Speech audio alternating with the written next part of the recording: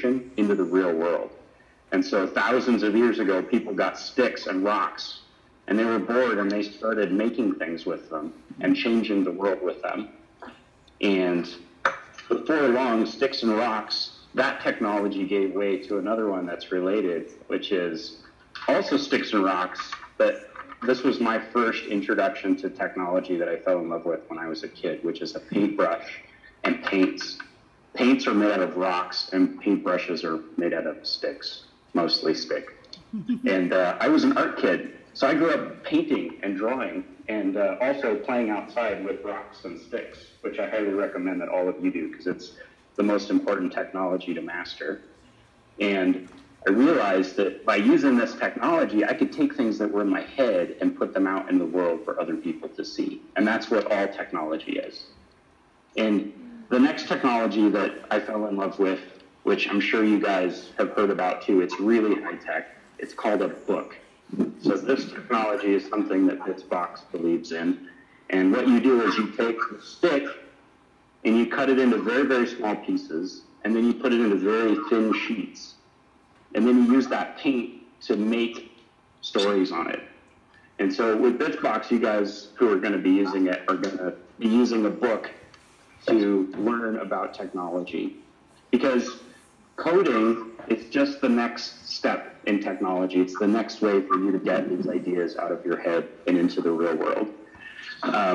So this here, for show and tell, this was the first computer I ever used.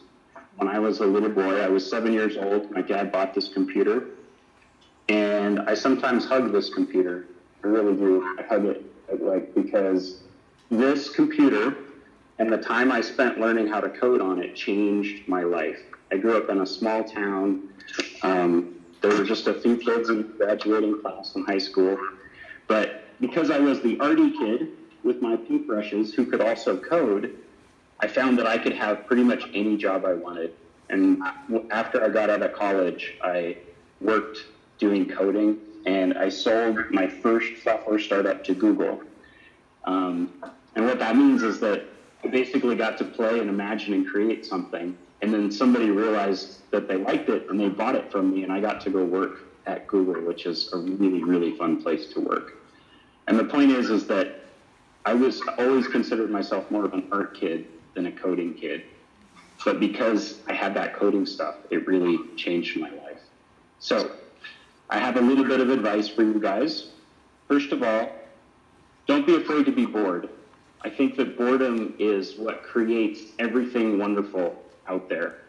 When you're bored, your imagination can go, you can daydream, and you can have ideas that you can then use the technology to make into the world. So when you find yourself going, oh, Mom, Dad, I'm bored, like my daughter does, that makes me super happy as a parent, because that means, great, you're bored. That means it's up to you to figure out what you love to do. And hopefully some of you will love this technology thing, and you'll realize that coding can help you create anything you want. Okay, so I have an exercise for everybody. Kids, stand up and hold up your hands. Stand up if you're not already standing, and hold up your hands, okay? And then I want you to clap as hard as you can. Just one clap. Ready? Okay. Now you feel that tingle in your fingers? You feel it? That is the power of you. Right now, your hands have the power to do anything. If you look around at all the stuff around you, the tables, the desks, the computers, the walls, all of that was made by somebody with their hands.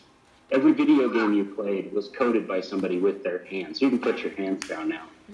But feel that tingle. And you guys have always wanted a superpower, and I'm telling you, you have that superpower right now. There isn't anything you've ever seen in the world that was made by somebody that you can't make. All you have to do is decide to make it. Get that thing in your head, that imaginary thing, and then go figure out the skills and the technology that you need to make it happen. That's what you guys are doing today, and it's going to be so fun. Those are my favorite things. So go code, go build something today, and check in with me. I'm excited to hear how it goes at the end of the day. All right, you guys can sit down now.